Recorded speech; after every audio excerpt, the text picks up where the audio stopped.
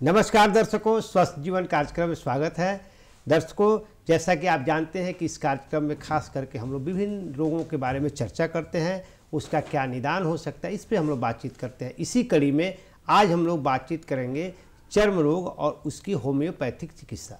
और हमारे साथ स्टूडियो में मौजूद हैं होम्योपैथ विशेषज्ञ डॉक्टर नित्यानंद प्रसाद जी, जिनसे हम लोग बातचीत करेंगे कि चर्म रोग क्या है, कितने प्रकार के होते हैं, इसमें होम्योपैथ जो हमारी चिकित्सा पद्धति कितनी कारगर है, तो इस पर हम लोग चर्चा करेंगे। डॉक्टर साहब, हमारे स्टूडियो में आपका स्वागत है। सबसे पहले हमारे दर्शकों को आप बताएं कि चर्म रोग क्या है। जैसा कि हम लोग जानते हैं, हमारे शरीर का सबसे बाहरी सतह जो है उसे चर्म कहा जाता है, और इससे संबंधित होने वाली जो भी व्याधियां हैं उसे हम चर्म रोग के नाम से जानते हैं। तो ये चर्म रोग विभिन्न प्रकार के हो सकते हैं, लेकिन मेडिकल साइंस के हिसाब से देखें तो मूल रूप से इसे दो भाग में पहले व्यक्त करें। जी। एक तो इन्फेक्शियस डिजीज, जिसको संक्रमण जन्य रोग कहते हैं, और दूसरा नॉन इन्फेक्शियस डिजीज। अब इन्फेक्शियस डिजीज को अगर देखें तो उसमें बैक्टीरिया का इन्फेक्शन हो सकता है, वायरस का इन्फेक्शन हो सकता है, और भी चीज़ का इन्फेक्शन हो सकता है। और नॉन इन्फेक्शियस डिजीज वैसे डिजीज को कहते हैं जिसमें बैक्टीरिया, वायरस ये सब तो नहीं मिलेंगे, किंतु बीमारी होती है, उसमें परेशानी होती है स्किन से संबंधित। तो सबसे पहले हम लोग चलें इन्फेक्शियस डिजीज की ओर, है ना। इसमें एक्जिमा, सोरासिस, स्कैबीज, ये सभी सब इसके अंतर्गत आते हैं।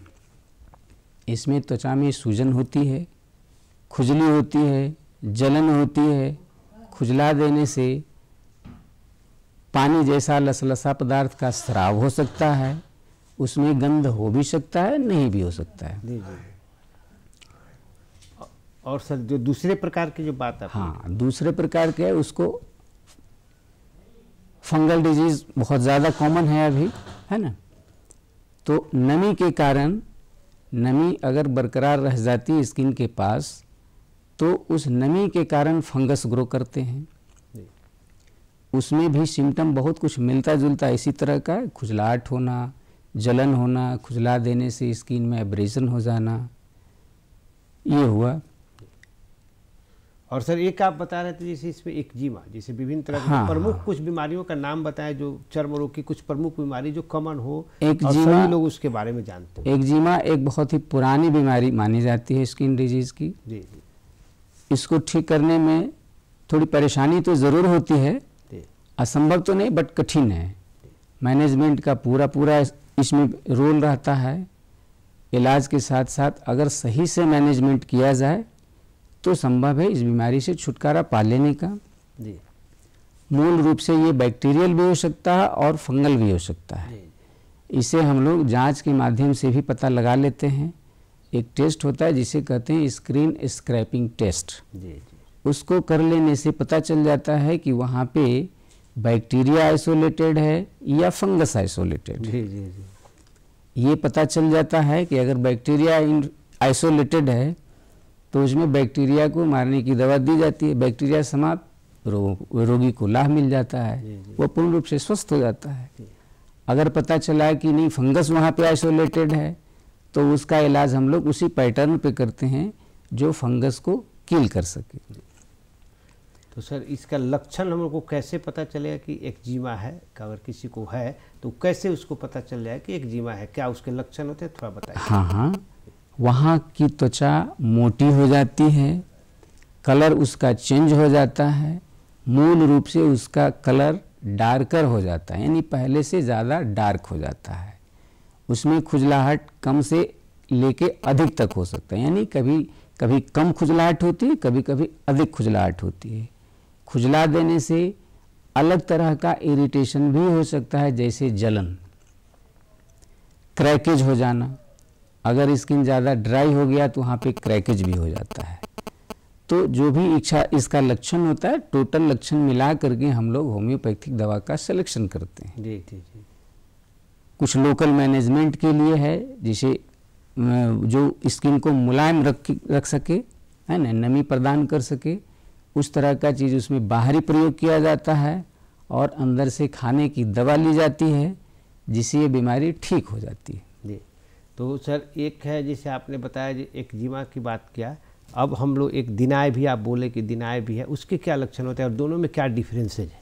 हाँ, जैसा कि अभी बताया गया कि एक्जिमा बैक्टीरिया जनित भी हो सकता है और फंगस जनित भी हो सकता है जी। लेकिन दिनाय जो है, इसको अंग्रेजी में रिंगवर्म कहते हैं, ये बिल्कुल ही फंगल डिजीज है, ये फंगस के वजह से ही होता है जी। इसमें हम लोग एंटी फंगल चीज़ का प्रयोग करते हैं, खाने की दवा भी देते हैं, बाहर से लगाया भी जा सकता है।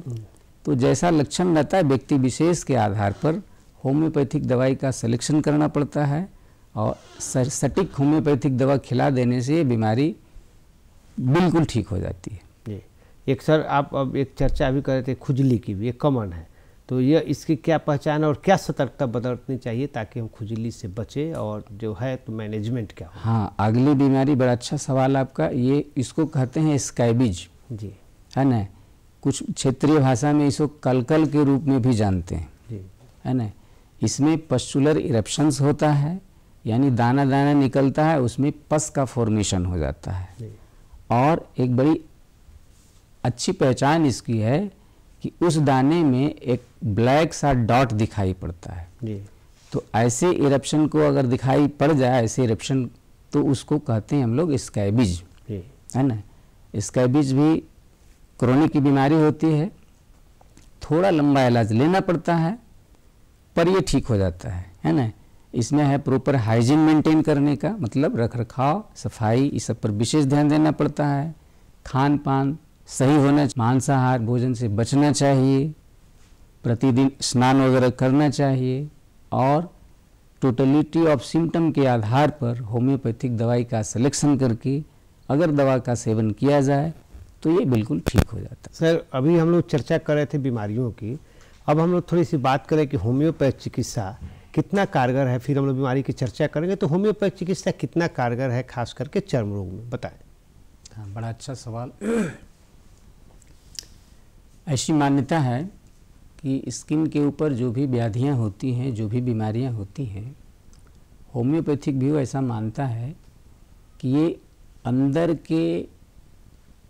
की बीमारियों का ऊपर में उभार होता है, यानी असल बीमारी बॉडी के अंदर है और उसको परिलक्षित करने के लिए बाहर स्किन के ऊपर से बीमारी होती है। अब इसका जो इलाज होता है होम्योपैथिक साइंस में, ये टोटलिटी ऑफ सिम्टम के आधार पर होता है।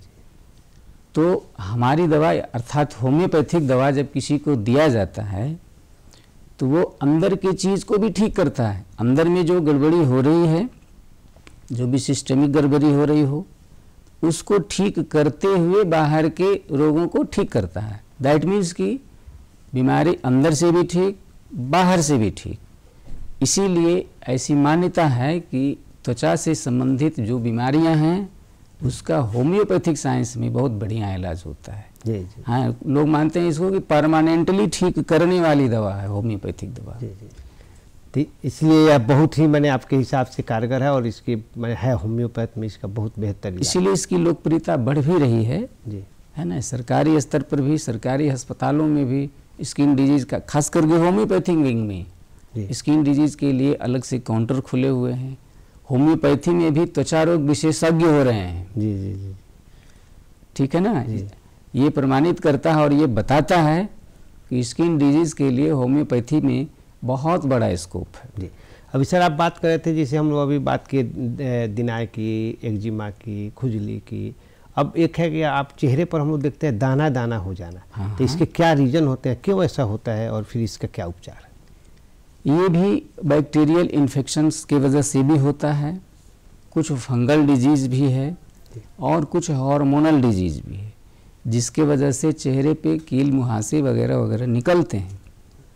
इसका होम्योपैथी में बढ़िया उपाय है, लेकिन मिला जुला के बात वही है कि टोटलिटी ऑफ सिम्टम के आधार पर दवाई का सिलेक्शन करना पड़ता है। जी जी जी। ऐसी कोई एक फिक्स दवा नहीं है जिसको दे देने से ये बर्रे कील मुहासर ठीक हो जाए जी, है ना।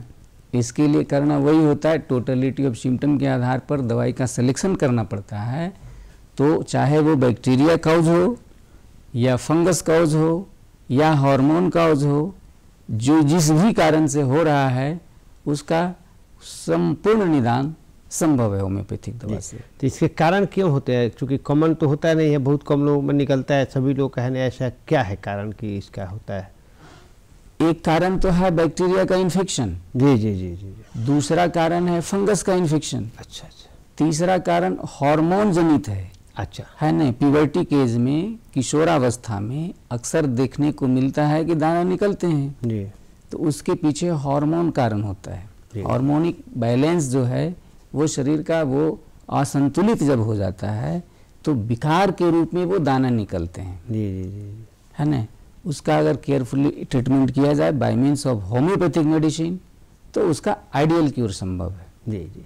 एक सर सफ़ेद दाग भी उसी कड़ी में है, सफ़ेद दाग का क्या होता है कारण? हाँ, वो भी हमको ये भी एक चर्म रोग बहुत का ही- अच्छा सवाल है जी सफ़ेद दाग एक चिंता का विषय बना हुआ है, जी जी जी, चूँकि आसानी से ठीक होता नहीं है। इसको इंग्लिश टर्म में बोलें तो लिकोडर्मा कहा जाता है। और आज तक इसका एग्जैक्ट कारण तो बता पाना कठिन है, नहीं पता चल पाया, लेकिन जो संभावित कारण है वो मूल रूप से हार्मोनल इम्बैलेंस होता है। स्किन के अंदर एक हार्मोन होता है जिसको मेलानिन कहते हैं। मेलानिन का फॉर्मेशन जिस स्थान पे कम होता है वहाँ का कलर लाइट हो जाता है। बहुत ज़्यादा अगर नील हो गया वहाँ पे हार्मोन, मेलानिन हार्मोन, तो वहाँ का स्किन दूधिया सफ़ेद हो जाता है, अच्छा जिसको लिकोडर्मा के रूप में जो लोग जानते हैं। जी जी, तो इसका इलाज थोड़ा कठिन जरूर है बट असंभव नहीं है। जी हाँ, मैनेजमेंट तो ठीक रखना पड़ेगा, खान पान ठीक रखना पड़ेगा, डॉक्टरी सलाह के हिसाब से चलने से और दवा लेने से इस बीमारी का भी इलाज होम्योपैथिक साइंस में बड़ी अच्छी मानी गई है। जी जी। तो वह क्या ये जो दाग है या खास किसी उम्र के क्या में होता है क्या? नहीं, कॉमन है? इसके लिए उम्र का कुछ लेना देना नहीं है, ये बच्चों में भी हो रहा है, जी, है ना। आए दिन हम लोग के पास आते हैं लोग, ये बच्चों में भी हो सकता है, किशोरावस्था में भी हो सकता है, प्रौढ़ावस्था में भी हो सकता है। इसके लिए कोई एज लिमिटेशन नहीं है, किसी भी एज ग्रुप वालों को ये हो सकता है। ये जो आप बताए हैं जो सफ़ेद दाग, जी जी, सफ़ेद दाग किसी को भी हो सकता है, किसी भी उम्र में हो सकता है। अब हम लोग की बातचीत कर लेते हैं इसमें कि यह जो बीमारियां हैं खास करके चर्म रोग का है, किसी खास मौसम में यह ज़्यादा प्रभावित करता है हमारे शरीर को या हर मौसम में अलग अलग तरह के चर्म रोग होते हैं? इसमें दोनों में क्या डिफरेंस है? मौसम तो निश्चित रूप से प्रभावित करेगा, चूँकि चर्म जो है, स्किन जो है, वो हमारे शरीर का एक तरह का बाहरी आवरण है। जी जी तो बाहरी परिवेश का डायरेक्ट प्रभाव सबसे पहले तो स्किन पर ही पड़ेगा। जी, अब मौसम में एकाएक ठंड पड़ जाना, एकाएक अधिक गर्मी पड़ जाना, धूलकन वाला मौसम हो जाना, तो ये सब स्किन पे पड़ने से स्किन की बीमारी तो निश्चित रूप से हो सकती है। जी जी। कोई सर खास ऐसा मौसम जिसमें ज़्यादा हो, ऐसा तो नहीं? हाँ, बरसात के मौसम में, बरसात के मौसम में गीला कपड़ा लोग पहने रह जाते हैं या नमी ज़्यादा गीला रह गया स्किन अधिक समय तक, तो फंगल डिजीज उसमें होते हैं। नमी के कारण फंगस जनरेट करता है, तो इसी अवस्था में फंगल डिजीज स्किन में होता है। जी जी जी। और इसमें वही लक्षण होते हैं, स्किन में एब्रीजन हो जाना, इचिंग हो जाना, इरिटेशन हो जाना, कलर चेंज हो जाना। तो इसका सही से रखरखाव किया जाए, यानी मेंटेनेंस किया जाए, मैनेजमेंट को थोड़ा सा ट्रीटमेंट का सहारा ले लें। होम्योपैथी में भी बड़ी अच्छी दवा अलग अलग सीजन के लिए, जी जी जी, ये एक खास वरदान समझा जाए इसको, जी जी, है ना। होम्योपैथी का बरसाती मौसम में स्किन डिजीज होने वाले की दवा अलग है, ग्रीष्म ऋतु में होने वाली दवा अलग है, बसंत ऋतु में होने वाली दवा अलग है। जी जी। और एक सर अभी है कि खान पान का भी क्या इसमें कुछ? बिल्कुल बिल्कुल, जी, स्किन से संबंधित जो भी बीमारियां हैं उसमें नॉनवेज आहार नहीं लेना चाहिए। जी, सादा भोजन, अधिक तेल मसाला का सेवन से परहेज करना पड़ता है। नॉनवेज में तो कोई भी आइटम नहीं लेना होगा, अंडा, मछली, मीट, है ना, बैगन, कटहल, ये सब स्किन डिजीज़ को बढ़ावा देने वाला चीज़ है। तो इरिटेटिंग चीज़ से बचना है, नॉनवेज चीज़ से बचना है, और सादा स्वस्थ हाइजीनिक जीवन यापन करने से स्किन डिजीज होम्योपैथी की दवा की मदद से ठीक हो जाता है। और एक सर हम लोग जिसको अगर है, जैसे बीमारी है, चर्म रोग है और इलाज भी चल रहा है, तो कैसे अपने को मैनेज करें ताकि उस बीमारी का जल्दी क्योर हो जाए और उसका फैलाव ज़्यादा नहीं, चूँकि आप भी बता रहे हैं कि इसका फैलाव भी होता है बड़ी तेज़ी से, अगर मैनेजमेंट नहीं हो कुछ तो। बीमारियाँ तो ऐसी हैं बड़ी तेज़ी में फैलने वाली हैं। जी जी जी जी। तो इसमें ये जान लेना पड़ता है कि उस बीमारी का मूल कारण क्या है। अगर मौसम जनित रोग हैं तो उस मौसम से बचने का उपाय करना चाहिए। जैसे बरसात में होने वाली जो भी बीमारियां हैं, खास करके स्किन डिजीज, तो उस ऋतु में स्किन के ऊपर थोड़ा एडिशनल तेल लगाना पड़ेगा ताकि जल जमाव नहीं हो, नमी बरकरार नहीं हो, है ना। अगर कपड़ा गीला हो गया है तो गीले कपड़ा को जल्द से जल्द हटाना पड़ेगा ताकि उस स्थान को ज़्यादा देर तक गीला कपड़ा कांटेक्ट में ना रहे, वरना कांटेक्ट डर्मेटाइटिस हो सकता है। इसी तरह से अगर गर्मी से होने वाली कुछ व्याधियां हैं तो गर्मी से बचाव करना होगा। हमको डायरेक्ट धूप में अधिक समय तक वर्क नहीं करना पड़ेगा, वरना वो बीमारी बढ़ सकती है। यह मैनेजमेंट पार्ट हो गया कि उसके मैनेजमेंट पर आपको पूरा ध्यान देने की ज़रूरत है जी, और डॉक्टर के जो बताए के अनुसार चलने, डॉक्टर की सलाह तो माननी पड़ेगी, उसके हिसाब से चलने से ही लाभ मिलेगा। जी जी। और खान पान वाला भी तो आप बताइए, खान पान हमारा क्या लाइफ स्टाइल किस तरह का हो कि इस बीमारियों से बचे हम लोग। स्किन डिजीज वाले व्यक्ति को बिल्कुल ही सादा सादी भोजन करना पड़ेगा जी। अधिक तेल मसाला नहीं से बचना है, गरिष्ठ भोजन से बचना है, और दवा को तो समय से लेना पड़ेगा। दवा को समय से लेना पड़ेगा। हीट एंड कोल्ड से बढ़ने वाली या घटने वाली, इसी उसको मोडालिटी कहते हैं, तो मोडालिटी के हिसाब से हीट एंड कोल्ड का भी मैनेज करना पड़ता है। कुछ बीमारियां ऐसी जो हीट से बढ़ने वाली है तो हीट से बचाव करना होगा, कुछ ऐसी बीमारियां हैं जो कोल्ड से बढ़ने वाली है, कोल्ड से बचाव करना होगा। जी जी, उसके अनुरूप अपने को ढालें। बिल्कुल बिल्कुल। जी जी। एक सर इसमें एक बात है कि जैसे चर्म रोग के साथ हम लोग गुप्त रोग का भी एक देखते हैं कि दोनों का बड़ा अनुनाश्रय संबंध है, दोनों एक दूसरे से जुड़े हैं। तो गुप्त रोग जो है कितने तरह के होते हैं, खास करके कुछ कॉमन, जिससे हमारे दर्शकों को जागरूक किया जा सके कि वो उसके प्रति सजग रहें, और हो तो किस तरह से कहाँ इलाज होगा। अभी जैसे हम लोग चर्चा किए कि होम्योपैथिक मान्यता है कि स्किन डिजीज बाहर में होता है, परंतु उसकी मूल बीमारी शरीर के अंदर होते हैं। तो जो अंदर होते हैं वही तो गुप्त रोग है। अब होम्योपैथिक इलाज में हम ऐसे इस ढंग से इलाज करते हैं कि अंदर वाला भी ठीक हो जाए, अंदर की बीमारी भी ठीक हो जाए और बाहर की बीमारी भी ठीक हो जाए। तो जो अंदर में छुपा हुआ रोग है वहाँ पर ही हम लोग का निशाना रहता है। तो वो टोटलिटी ऑफ सिम्टम्स जो लेते हैं, सिम्टम्स ही हमें गाइड कर देता है, और उसके हिसाब से अगर इलाज करते हैं तो गुप्त रोग तो ठीक होता ही होता है, साथ ही साथ उससे संबंधित जो बाह्य रोग है वह भी ठीक हो जाता है। तो इसका उसमें कौन से ऐसे प्रमुख कुछ बीमारी है क्या वैसे गुप्त रोग से रिलेटेड जिसको जानने चाहिए? अब गुप्त रोग को जनरल सेंस में लोग समझ जाते हैं सेक्स से संबंधित, सेक्सुअल ऑर्गन से संबंधित जो बीमारियां हैं उसे लोग गुप्त रोग के बारे में मानते हैं। लेकिन हमें मानना है गुप्त रोग का मतलब शरीर के अंदर की बीमारी जो छुपा हुआ है, जिसे हम नहीं देख सकते हैं, डायनामिक डिजीज, ठीक है ना। तो वैसे रोगों को गुप्त रोग कहते हैं।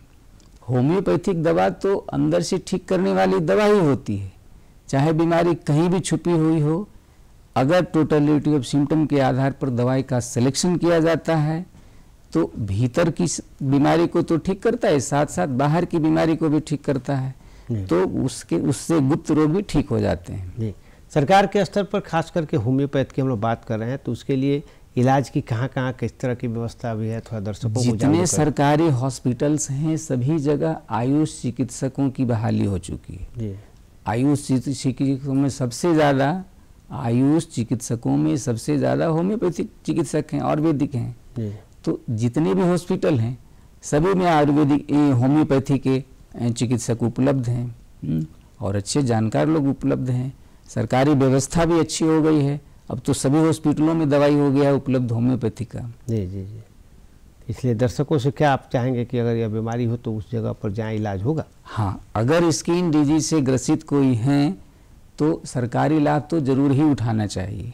सरकारी हॉस्पिटलों में ये सुविधा है, वहाँ पर लर्नर डॉक्टर हैं, वहाँ जाने के बाद डॉक्टर की सलाह माने, डॉक्टर के हिसाब से चलें, उचित समय पे उचित दवा लें तो निश्चित रूप से लाभ मिलता है। एक सर, एक है क्या इसका साइड इफेक्ट भी होते हैं क्या होम्योपैथी दवा? होम्योपैथी के साइड इफेक्ट्स तो नहीं होते हैं, लेकिन अगर कुशल चिकित्सक की देखरेख में दवाई का सेवन नहीं किया गया तो कुछ दवाइयाँ ऐसी होती हैं जो जिसे इनेमिकल कहा जाता है। एक दूसरे का संबंध अगर बढ़िया नहीं है एक दूसरे से, तो दो दवा देने के दरमियान ये ख्याल रखना पड़ता है कि दोनों दवा के बीच संबंध मधुर हो। जी जी जी। इनेमिकल संबंध नहीं होना चाहिए। जी जी जी जी जी जी जी। सर, एक जो है अभी हम लोग जो दाग की बात करें तो उसमें कुष्ठ रोग भी है, उससे रिलेटेड? बिल्कुल बिल्कुल। तो उसका क्या पहचान और उसकी क्या होम्योपैथी चिकित्सा चलते चलते हमारे दर्शकों को? कुष्ठ रोग कई प्रकार के होते हैं, जैसा अभी हम लोगों ने चर्चा किया कि सफ़ेद दाग जो है वो उसको भी कुछ लोग कुष्ठ रोग मान लेते हैं, जी, है ना। कुष्ठ रोग की श्रेणी में वो भी आ जाता है। तो वो मूलतः दो प्रकार के होते हैं। एक तो होता है जिसमें जख्म बन जाता है, यानी अल्सरेटिव जो कहते हैं डर्मेटाइटिस, तो उसका इलाज करने का तरीका थोड़ा सा भिन्न है, सावधानी विशेष बरतनी पड़ती है। एक होता है नॉन अल्सरेटिव, जिसमें जख्म तो नहीं बनता है लेकिन स्किन का कलर चेंज हो जाता है। तो ये कुष्ठ रोग में ये दो प्रकार के आते हैं। दोनों का ही इलाज संभव है, बशर्ते कि कुशल चिकित्सक की देख रेख में दवाई का सेवन करना पड़ेगा, उसका मैनेजमेंट करना पड़ेगा। अगर किसी को हो गया तो निराश होने की ज़रूरत नहीं है। अब मेडिकल साइंस इतना तरक्की कर गया, इतना विकास कर गया है कि कुष्ठ रोग का भी निदान होम्योपैथिक साइंस में संभव है। और कुछ लोग अपने मन से भी सोचते हैं कि होम्योपैथ दवा खा लें, उनके लिए क्या मैसेज? इससे तो बचना चाहिए। अभी हम लोग चर्चा चला है कि अगर दो दवा एक साथ ले रहे हैं तो दोनों दवा के बीच मैत्री संबंध होना चाहिए। अगर दुश्मनी वाला संबंध है और दोनों दवा अनजाने में ले लिए तो वहाँ पे दवा खाने से नुकसान हो सकता है। इसीलिए बार बार बताया जाता है कि कभी भी दवा का सेवन करें तो किसी कुशल होम्योपैथिक चिकित्सक की सलाह से करें, ताकि वो मैत्रीपूर्ण दवा दे सकें, दवा का पावर बॉडी की डिमांड के हिसाब से सिलेक्शन करके दे सकें। खुद से ये संभव नहीं हो पाएगा, कभी धोखा हो सकता है, गड़बड़ी हो सकती है। इसीलिए हम बार बार सलाह देते हैं कि आप होम्योपैथिक चिकित्सा का लाभ जरूर उठाएं, परंतु किसी कुशल होम्योपैथिक चिकित्सक के सुपरविजन में रह के। अपने मर्जी से दवा न ले, जैसे आप गए और उसमें भूल होने की संभावना हो सकती है। तो इसका साइड इफेक्ट भी होता है क्या? बिल्कुल, अगर इनिमिकल डोजेज पड़ गया बॉडी के अंदर तो जी। हाँ, अदरवाइज साइड इफेक्ट्स का स्कोप नहीं है, इसमें साइड इफेक्ट्स नहीं होता है। जी दर्शकों, हमारे साथ अभी होम्योपैथ विशेषज्ञ डॉक्टर नित्यानंद प्रसाद जी आए और बहुत अच्छी जानकारी दी। खास करके हमारे आपको बताया कि होम्योपैथ चिकित्सा हर बीमारी में, चर्म रोग, किसी भी तरह के चर्म रोग हो, उसमें यह बहुत कारगर है, फ़ायदेमंद है।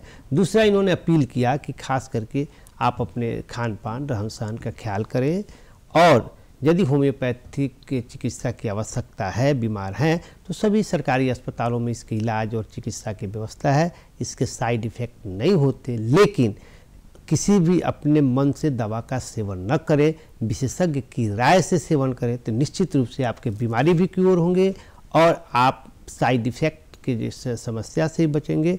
तो धन्यवाद दर्शकों, धन्यवाद डॉक्टर साहब।